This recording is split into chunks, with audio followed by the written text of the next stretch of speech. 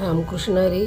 ज्या दिवशी तुम्हाला जास्त निगेटिव्हपणा वाटला स्वतःला, त्या दिवशी काय करायचं, आंघोळ करताना सकाळी सकाळी मस्तपैकी असं जाड मीठ घ्यायचं आणि त्याच्यात अशी हळद मिक्स करायची असं, आणि हे गरम पाण्यात तुम्हाला पाहिजे तेवढं गरम पाणी बादलीभर करायचे, त्याच्यात ते टाकून द्यायचं आणि मस्तपैकी आंघोळ करून घ्यायची पूर्ण.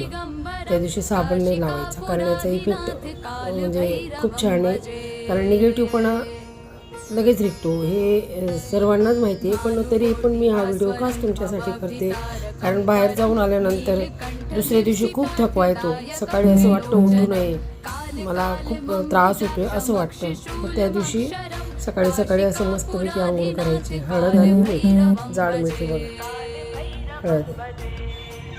रामकृष्ण हरी. यकं प्रशस्त चारु विग्रहं भक्तवत्सलं स्थितं समस्त लोक विग्रहं